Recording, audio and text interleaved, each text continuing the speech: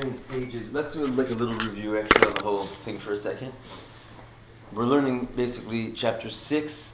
The key factor here is the difference between a dalet and a reish, right? What is the difference between a dalet and a reish? Right, so you draw a dalet, basically has a little yud on the back. So here's a reish, and here's a dalet basically, right? And this is what we're looking for. This little yud sticking out of the back of the dalet. So both of these words mean poor. In other words, if you spell out the word reish, it means poor, and dalet also means poor. These two words mean the same thing. They look the same, the letters. The only difference is this little yud sticking out of the back, which basically means that they're actually diametrically opposed, because there's two different levels of poverty. There's a poverty where you humble yourself and make yourself small, and that's the poverty on the side of holiness. Then there's the poverty of just like basically being disconnected from Hashem, and therefore you're truly poor, because you're lacking the ability to receive the flow from above. So regarding this dalet and this little yud sticking out of the back, we're saying that there's varying levels of receiving from above and making yourself poor and emptying yourself out and emptying yourself further and further and further to the point that you can basically receive something infinite inside of you.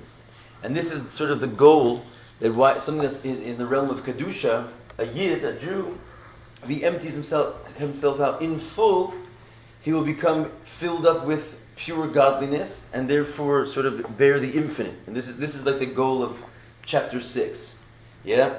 So yesterday we were talking about the first stage of emptying yourself out. What's that smile you got going there? That's a nice look around. A lot of meaning behind that. It's how to convey when you're in the middle of a mime in simple time. Maybe that's why you're smiling. Okay, you got a better idea. Add on a very, very late night and you got this scenario. Okay, so anyway, we're saying the first things first, you have to meditate about the state of affairs in your life, basically, the situation that you're in. And the meditation, you're basically just going to draw a few of the spheros here. Okay, we're dealing right now with these spheros, and we're going to see also this sphera. We're dealing with what we call kachab, keser, chokhmah, and bina. Anyway, it's going to be very, very hard to translate this into like sort of normal language. There's a lot of Hebrew thrown in, so just enjoy. Okay, I'm going to basically just go with it. Oh, you're over here now? Okay, so basically what we're saying is the first stage to a healthy, what we call bittul, self-nullification, is working with the sphera of bina. Which means meditation, bina comes from the word building.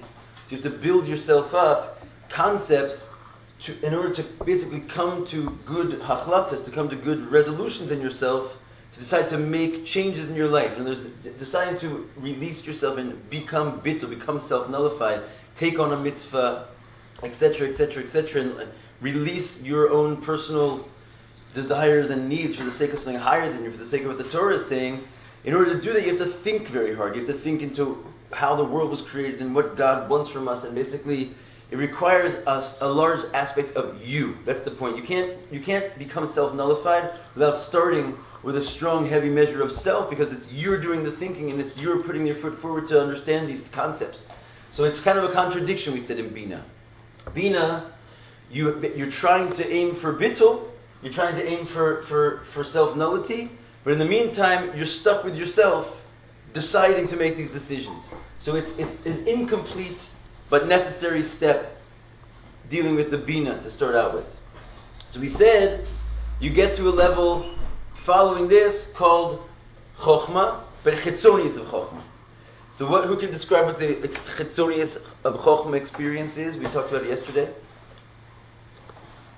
What happens when a shine of Chokhmah goes into your Bina, basically? Anybody remembers? Eli? Nice. Take your time. Yeah? What happens when a shine of Chokhmah goes to your Bina? What do we describe this process as? Is that the point? The point, right? Where's the point? Say more. that point, there's something within. It starts. It's a small little thing that comes from Chokmah to start the process. So basically, the process we're saying is you're building something. You're building an idea, right? The building is done with building blocks. So long as you're holding by the blocks, you can't always see like the picture that these blocks are bringing together, right? So the idea of being is you're basically putting things together, you're putting ideas together, you're starting to meditate and understand things, and then sort of the puzzle comes together, and all of a sudden you see that all these blocks were putting together some larger idea, which the picture starts to beam forth. And this is like vision. We said that generally the difference between Bina and Chokhmah is like hearing and seeing. So suddenly you can see the picture, and all the blocks suddenly basically get nullified, they come together and they realize that they're part of something bigger than that. So you can actually experience like sort of a true bit. So you have a shine of something infinite that's beyond all the details that comes in. We call this the point in the palace. So this is a drawing forth of Chokhmah into Bina. So you've gotten to Chokhmah. Chokhmah is the true bittul.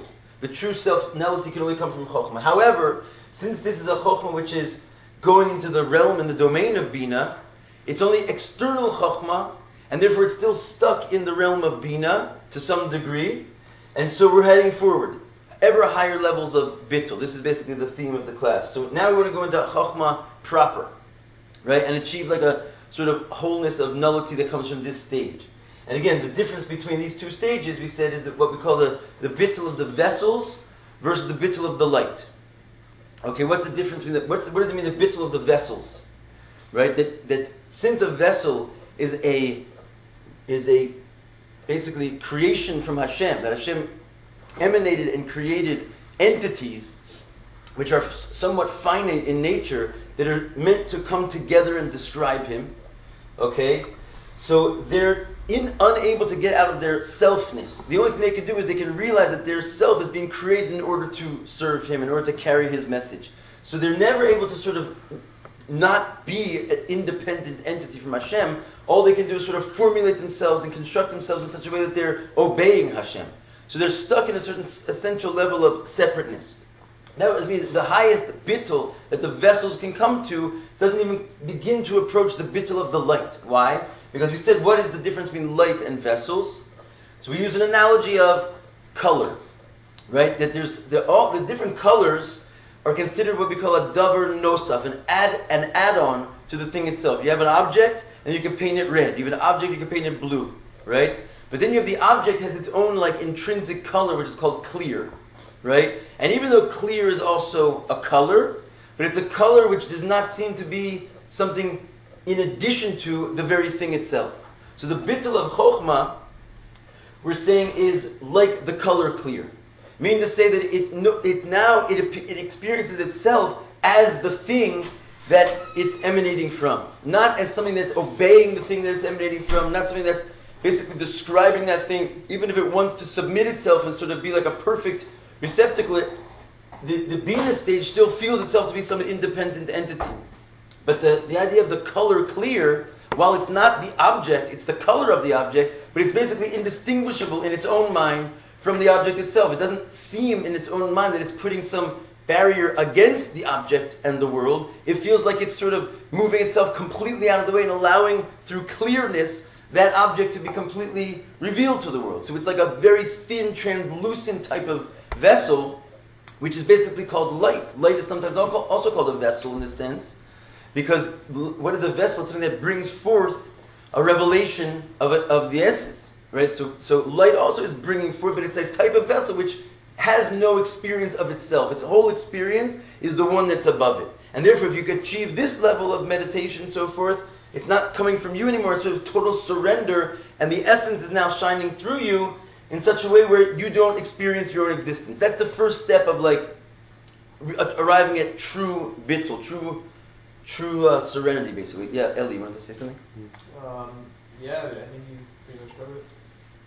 I was going to ask it whether the Chokhmah is also self-aware like the Bina, but apparently not.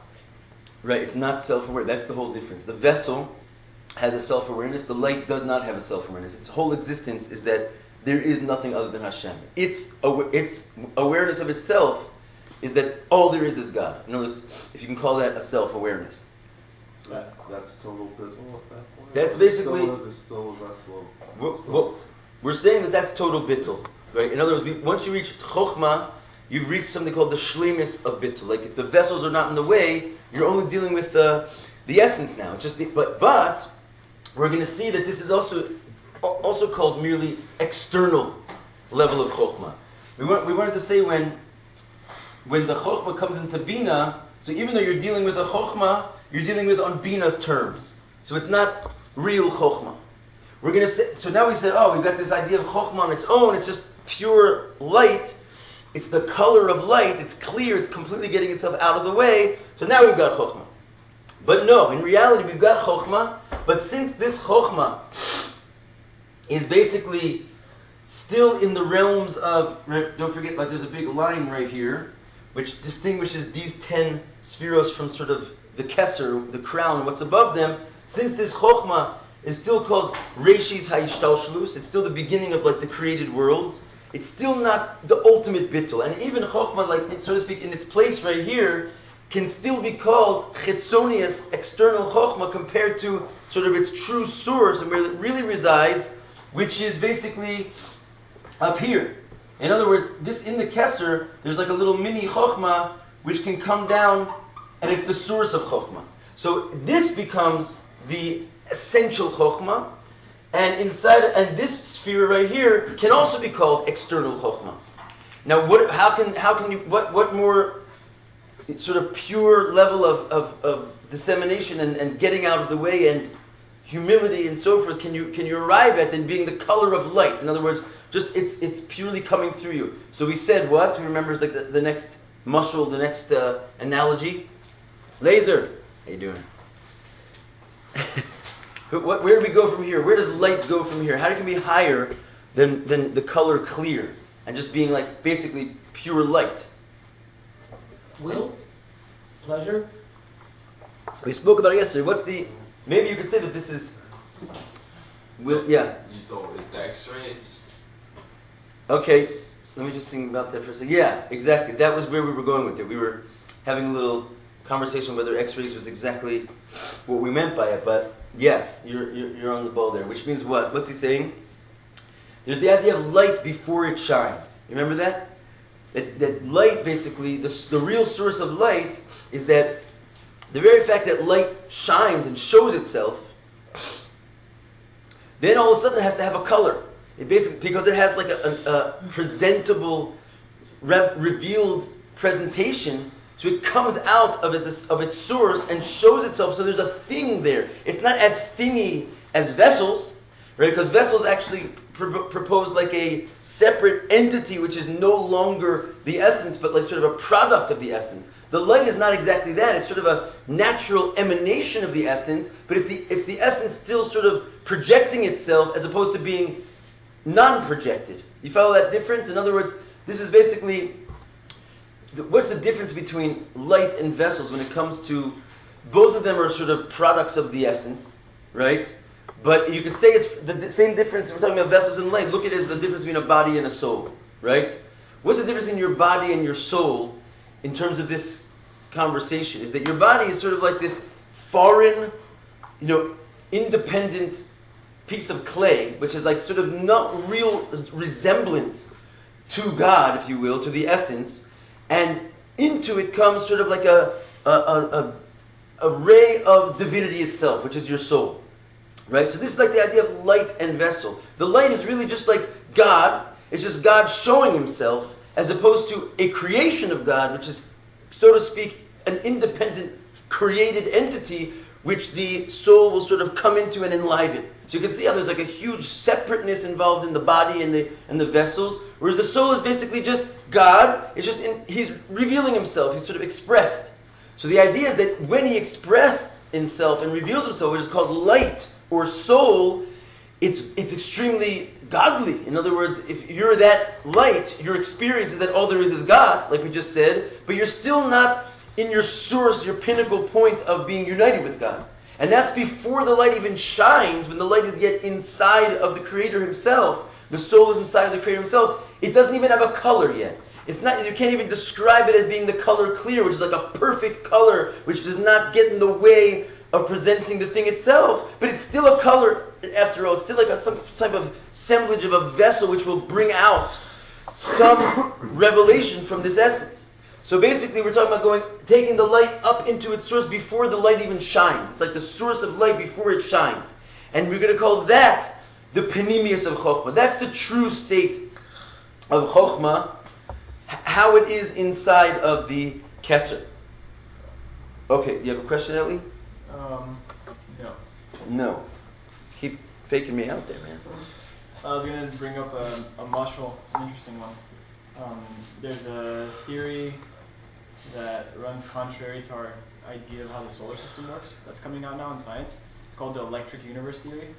And it's saying that the sun is actually not the source of all light and heat, and is actually a giant reflector for a much larger sun. So that sort of reminds me of what you just said. Like, the sun thinks that it's the source of all life. Right. The source of all light. It's like clear, so to speak. Yeah. The moon, let's just go with your theory for a second. I hope, it sounds great. But let's just, the moon is more like an independent ball, let's say, like a vessel, right? Where it's taking light and reflecting it off the moon. No one's thinking that the moon is the source of the light. At best, the moon just dutifully obeys its job of receiving the light from the sun and passing it. That's like a vessel. It's clearly independent. But let's say the sun thinks itself to be the source of the light. It's so nullified that basically the light is, whatever it's coming from, like it's lost itself and been like drowned and enveloped inside of like its source, to the point that we all think the sun is the source of light because it's so united with whatever the light is really coming from. I'm saying, forgetting about the theories of the scientists, I'm putting it into my usage right now, that the sun is basically as though it's the source of the light. It's such a clear and unobtrusive entity that you might as well say it's the source of light because it itself has no existence other than that light, right? Yeah. Okay, so let's hope for the best on that one. You'll let us know what they come up with in the end. It's called Alpha Centauri. Alpha Centauri, but the big sun? The big sun? That's the next biggest star. Is that what they're talking about? I'm not sure. They say when there's a solar flare, which is like sort of like a moving crater in the sun, the deeper you go into a solar flare, the colder the temperature becomes. The deeper you go into the sun. Interesting. Okay. Anyway, so we're still in like a review world over here, so let's keep ourselves cooking here. Now, so what we've done is we've sort of identified a few different levels of Chokhmah, right? There's Bina, first of all, like this Sphira, and there's Chokhmah as it enters into Bina, which is for sure called external Chokhmah, because it's in the realm of Bina. Then there's Chokhmah in its own place, which we're saying is still a realm of external Chokhmah, because Chokhmah really has a higher source up here. So both of these levels of Chokhmah, as it comes to Bina, and as it is on its own, can be called external Chokhmah, because the real Chokhmah is as it is before it even shines in the source of light, basically, inside like the head over here. That's the penimius of That's the penimius of Chokhmah, which is basically, now you can be a perfect receiver. What's the idea of getting more and more and more and more out of the way? Is that you basically, the essence itself can now appear. Not just sort of a glimpse of the essence, a shine of the essence, but if you completely remove yourself out of the way and like make yourself, so to speak, as you are, as the light is inside of its source, then instead of light coming out of you, the very source can come out of you because you've disappeared completely. It's the idea of making yourself smaller and smaller and smaller to the point that there's no you, but it doesn't mean there's no you. In the place of what once was you is the essence of Hashem basically comes out of you. And this is like tzaddikim and like men of great wonder. Where's the wonder coming from? Is because they've removed them, so to speak, themselves, and suddenly God is able to shine through every action, every move that they make. So in terms of what we can aim for, this is the level of tzaddik, right? Penimius.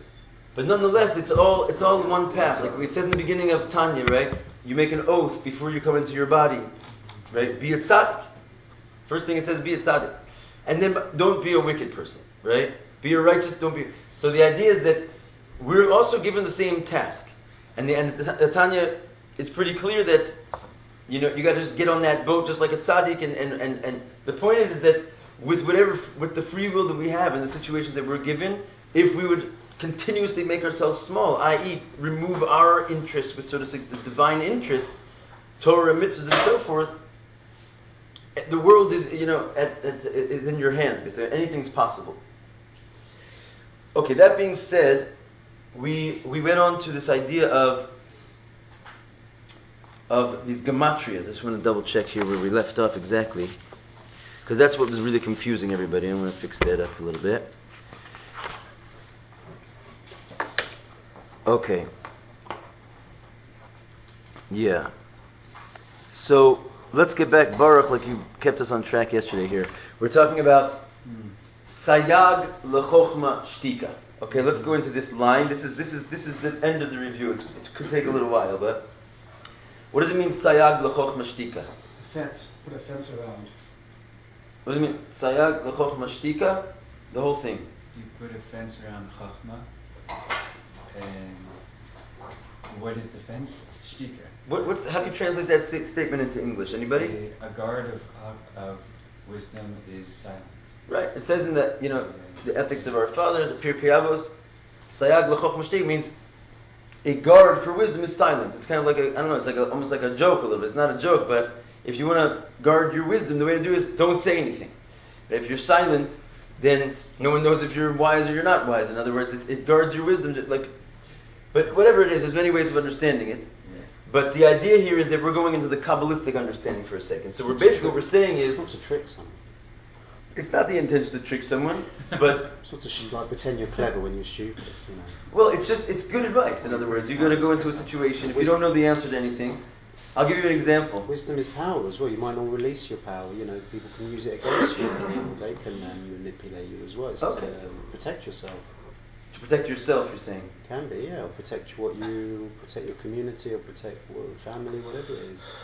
Could it be that you gain wisdom by being silent and observing? Definitely. Sayag lechochma. You can go a lot of ways with this thing. In other words, we're not necessarily trying to give an exhaustive definition, but I like that. Sayag lechochma. Shtika. It's basically. I'm not sure if it's from the simple words. It doesn't necessarily mean. It doesn't seem to mean that you add in your wisdom. But whatever wisdom you have is guarded and protected, and basically won't go anywhere through silence, right? So Jews have lost the art of silence as well. Everything that we do is all noisy and balagan or machloket or things like that. That's not the only energetic. It's not the only spiritual path. what, speaking? Screaming at each other, yeah, making a lot of noise, having a lot of balagan. A lot of the Jewish experiences around. Even you go into a big base midrash, it's a cacophony. Yeah, you could say it's for holy purpose, but we don't know silence anymore. The value and the purity of silence, the silence of nature as well. Many places you can hear God. Okay, I'm with you there. Anyway,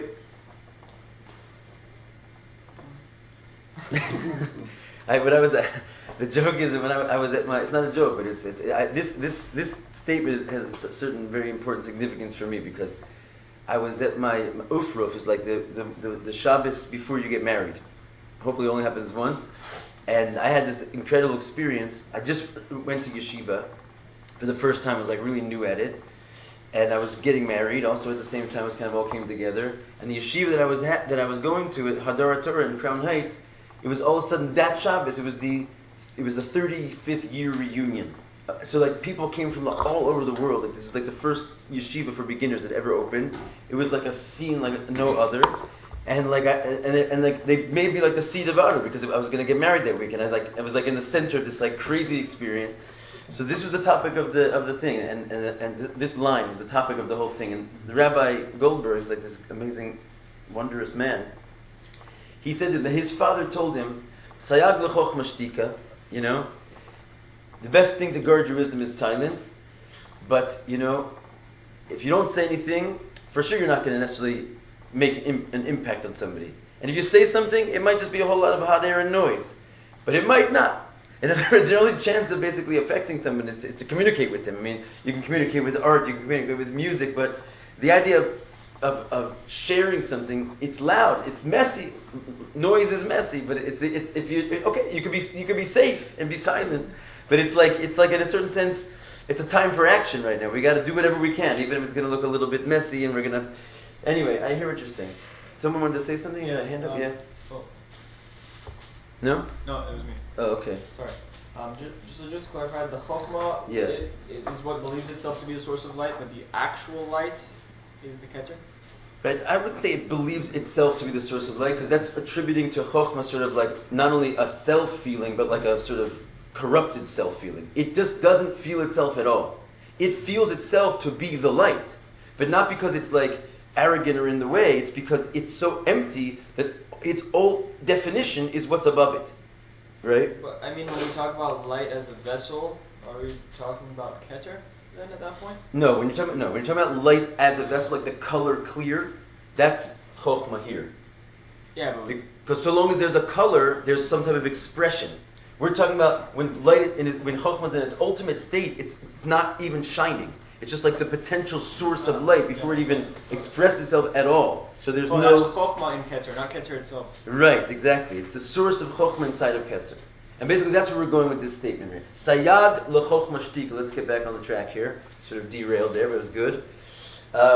So a fence for chokhmah is silence. So what we're basically saying right now is that there are three things being stated in that sentence, right? There's chokhmah, there's a fence for chokhmah, and then there's something called silence, which we haven't even discussed yet. All right, silence is actually the highest level. And the idea, and again, when we say silence, it doesn't necessarily mean you're sitting there quiet.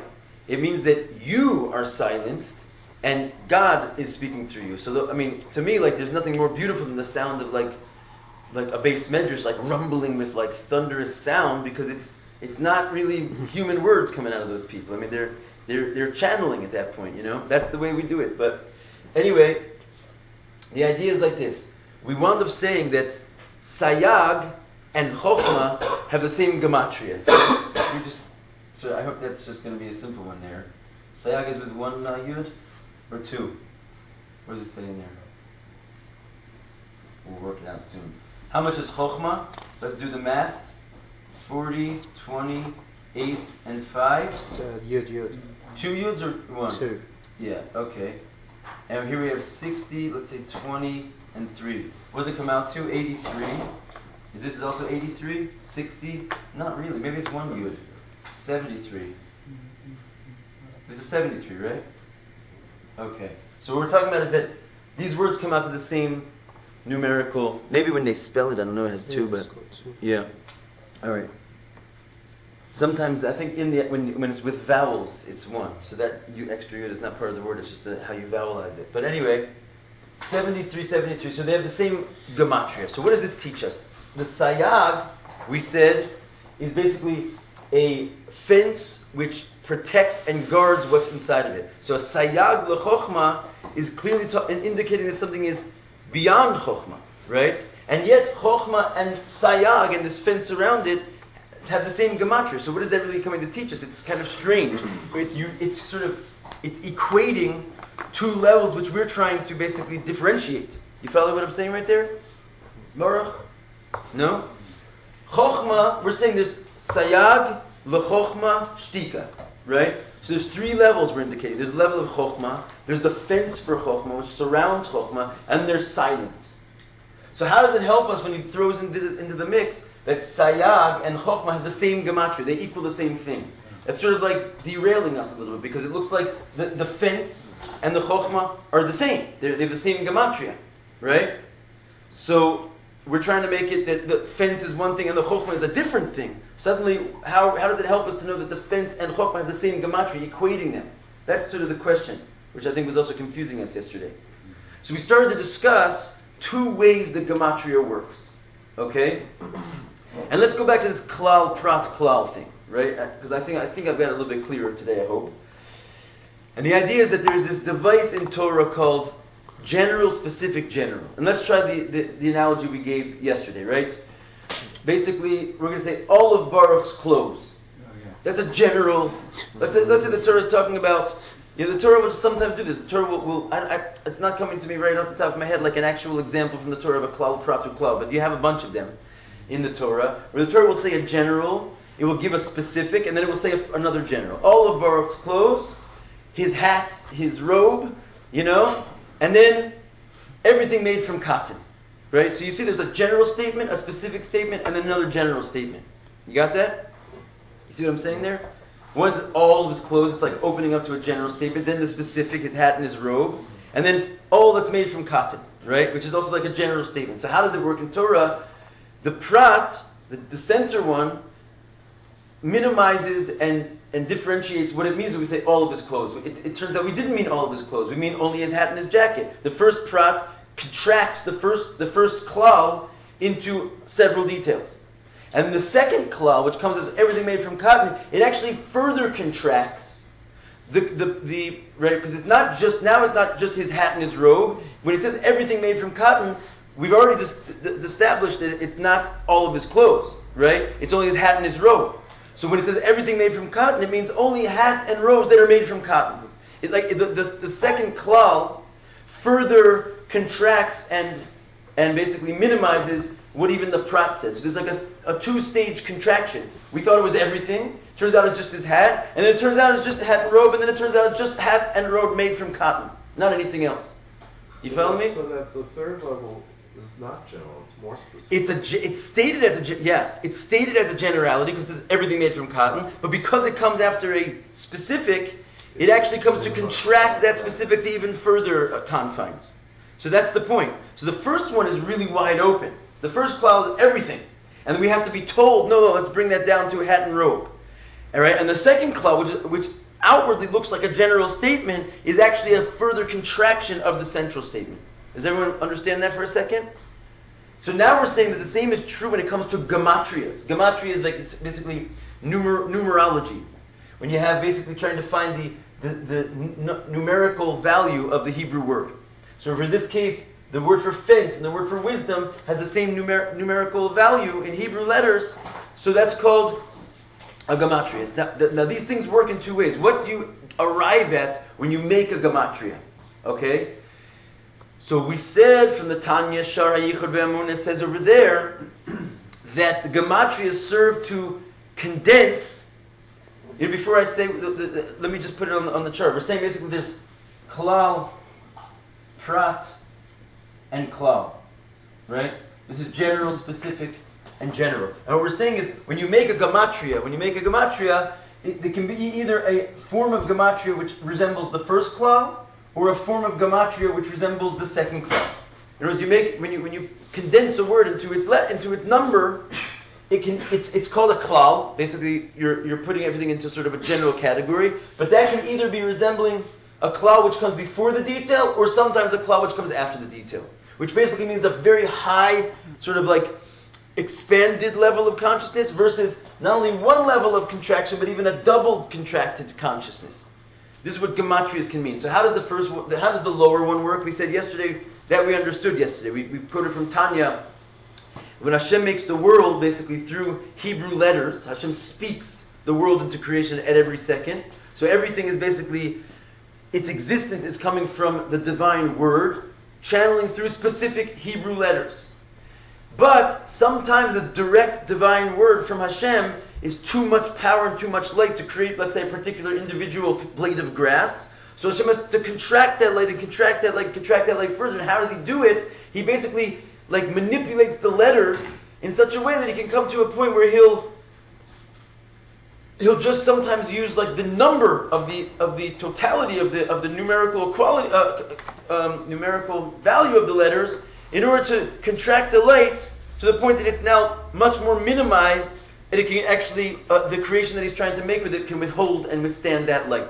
So therefore, the gematria serves for a contraction and a minimization of divine energy until it's merely left with just its number, like all the meaning of the word has sort of dissipated into a simple number, and that's a super level of contraction, making the light smaller and smaller. So sometimes gematria works in such a way like that, where it serves to contract and further contract the light until it's basically dimmed down to a nothing. So the first level of klal was the 10 utterances, and then it was, and the prat was the words, and then this third level of klal is the gematria. You could say that, yeah. Yeah. So now we're going to bring it back to, how do we see though that, how does the first one work? Folks, this is new. You mean like atomic numbers? Like instead of saying carbon, you'd say like 666. Yeah, I mean that's a similar idea. I don't know what. Wait, carbon is what? 6 protons, 6 neutrons, 6 electrons. Okay, so you should say 666. Let's say. Okay, it's something like that. I mean, gematria is what it is. It is what it is in terms of what's like the. It's not a good number, that one, huh? No, it's No, it's not, Whatever. it's not We related to are Judaism. carbon-based life forms after all. I mean, so it's not good. It's nothing to do If with you have Judaism. wisdom, you can solve it. Anyway, the point is that, okay, it's something like that. In other words, what I mean is actually let's say, the sky that we look at, right, is really being created from the words that Hashem is uttering. What is the sky, in fact? It is a letters. It's basically like this underlying system of energy, which why is the sky different from the dry land or the water or the trees or the, it's because the energy that's creating the sky is a certain combination of letters. We call them letters. It's like energy blocks, which when put together, it makes sky, So there's other energy blocks which makes this pen, But the idea is that this pen is nothing compared to the sky. So the power that Hashem is able to unleash into the sky, it could just be those pure letters as they are. But if that letter level of power was to come into this pen, it could not maintain itself as a created being. It would just blow up, basically. Too much energy. It's like trying to plug something into like a nuclear power station. It's just going to knock it out of the water. So the energy has to be condensed and condensed and condensed until the point that it can make a smaller, lefi erech, like a tiny object. So the way it's the same letters, because if you lose the letters altogether, you're going to lose the definition of what makes it a pen. It could be a giraffe. It's all about like combinations of letters and energies. But if you say the letters straight as they are, it's not going to be able to create the object in this world. It'll be a spiritual creation. So therefore, the way that we sort of dumb it down and diminish it is by just removing the thick meaning of the word and just identifying it by its numerical equivalency. So that's sort of a way of contracting it and making it less light, less energy. So this is the idea of the lower cloud. But here, now we want to talk about the higher cloud. And the higher cloud is basically the point of difficulty. And here's where we get back to the conversation of Sayag L'Chochma is the same gematria. Okay? So what we're saying here is that when you're going to the higher cloud, here the same concept of gematria, that you're going to put the letters into a numerical equivalency, it does not at all work the same way. It's a complete opposite way of thinking as the one we just described. The one we described before is contracting, it goes smaller. Here, turning something into its numerical equivalency is actually bringing it up to its source before the details come out. Right? It starts with a number, right? Which means all the potential details are there in a non-revealed state. And so what you have is just sort of like their collective whole is like a big number above them all. And if you want those details to come out, you have to break down that number into the word. So that here the number precedes the word because it's like in a general like undelineated state. And then if you want to delineate it, so letters will stream out from that general number where all is one. You can't make out one letter from another because it's just all combined in one big number. If you want to break it down, so then you start to bring out each letter in its individual power, and then you sort of see the building blocks which spell that bigger number. So in this capacity, the number is actually the source of the details, not a condensing and a contraction of the details. That's the primary cloud. And that's what we mean when we say Sayag L'Chochma, right? That a fence for Chochma, and it has the same gematria. Meaning to say that the fence is the gematria of the word Chochma. Which means basically we're talking about this level right here, this like Chochma inside of Kesser. When we say this, we're saying that all these details, which is going to be Chochma in its revealed state, when it goes up into its sort of source state, it's called a fence for Chochma, i.e. something which guards the Chochma and protects the Chochma, keeps the Chochma from having any type of like, misconduct or feeling of self, even in the slightest form. And like we said, it's still a color, even though it's the color clear. There's something not so perfect about that level of self-nullification. So in its source, basically, it is the ultimate bittul. There's no more self left whatsoever. And we call that the fence for Chokhmah. And you see, that is the gematria of Chokhmah. Meaning what? That when you get the gematria of Chokhmah, in other words, on the higher side, when you take the pratim and you sort of let them be enveloped into their number, it turns out that that's the gematria of the word chokhmah. Because the gematria, we said, on the higher realm, the gematria, the numerical equivalency, is the source of the very thing itself. So therefore, here, which is the sayag, it's also chokhmah, but it's not the spelled out version of chokhmah, it's the gematria of chokhmah. It's where the source of the chokhmah is coming from. Let that sink in. Does anyone follow what I just said there? No? So the prat is the word. Word. Yeah. Let's say for example, right here would be the actual word chokhmah. Right? Here's like the word chokhmah.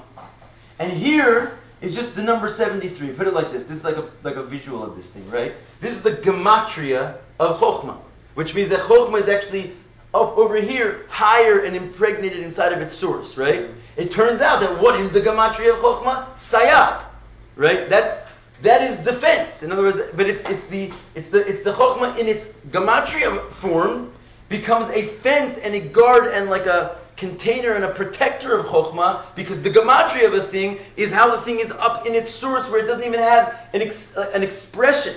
So that's why it guards, so to speak, chokhmah, because even chokhmah is liable to have some faint sense of self. It's not ultimate bittul, because it's a color merely. It's already light as it's expressed. It's not the essence.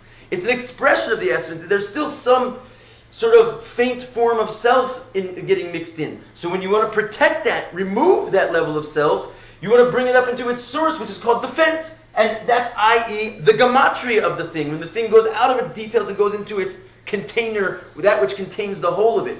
So it's like, I don't know, it's like, you understand what I'm trying to say here? Where's that getting it from? Where's the Kesser getting it from? Where's Sayag getting it from?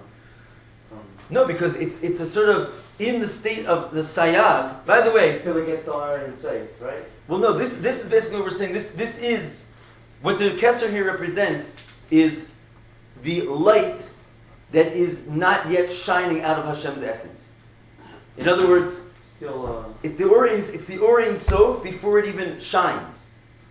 Right? So where it's getting it from is that it's never been released from being totally unified with Hashem. It's not even an expression of Hashem yet. It's not even any direction of going outside or revealing Hashem. It's one with Him entirely. So at that state, the light and God are exactly the same thing. So if you could draw from that state into the light, then even the expressed light can have sort of a ray and experience of the essence itself. And really, what's happening is there's an arrow coming down. Because the sayag for Chokhmah, really what it is this level of this gematria having an influence from Kesser into Chokhmah, and that's what it means to guard Chokhmah. That the levels which are above Chokhmah sort of send a little ray into it, a little bit of help there, and whatever is going on in Chokhmah is preserved and protected by having a line thrown down into it from Kesser. So that's like the help that is just like Bina received a little bit of help to concretize its bittul from Chokhmah. Chokhmah also receives a little bit of help to concretize, I don't know if that's a word, but to stabilize its bittul from its source in Kesser. So it's actually, it receives a little help to guard it. That's why it's called a fence. Okay? Yeah. I guess more just my particular confusion is I don't understand, how do we get Sag and Kesser to be like the same thing? Like, Sayag, the fence. yeah, why is it, how did Sag and Kesser like take up the same space there? Like, I don't, like, how did that work? Like, what, I thought Sag meant fence, but then we have Kesser, and now it seems like we're using them interchangeably. Kesser is basically, it's the placeholder that this conversation is taking. What is sayag? You know, when you're saying sayag, as though it's like a sphera instead of Kesser. It's not a sphera. Yeah, I don't No, understand what is sayag? It is the gematria of Chokhmah, which means it's the pre-state of Chokhmah inside of a higher source. That's, in other words, don't get caught up in the idea that it's either sayag or Kesser. Like they're going to fight for this like title of that space. Sayag is something that's taking place inside of Kesser. I didn't understand that. Yeah, Kesser itself, in other words, is the fence for Chokhmah. They're interchangeable. Just what? Kesser itself also has its external and its internal. So what we're talking about the sayag, another way of putting it, is the external part of Keser. It's Chokhmah as it's existing inside of Keser. So is Hakmani? What's that? Is Hakma? It's Chokhmah. It's Chokhmah inside of Keser. But when it's Chokhmah inside of Keser, it's not called Chokhmah anymore. It's called 73, which is it's gematria. I.e., the gematria is a fence for something. Like it protects it. It's surrounded because it's the thing as it is in its higher source. Okay. You get that? Yeah. All right. So should we start the class now? Yeah. Okay. That was the review. I think we're out of time here, but all right. But listen, I felt like yesterday was everyone just confused, so I feel like at least we know what we're talking about now, and we can continue tomorrow. Zat Hashem. All right. So the higher Welcome to klal Kabbalah. is Yeah. What's the that? higher klal is the first one, right? The higher klal is the first one. The one that's beyond, that's like the essence of the word. Yes. As opposed to contraction of the letters. That's right.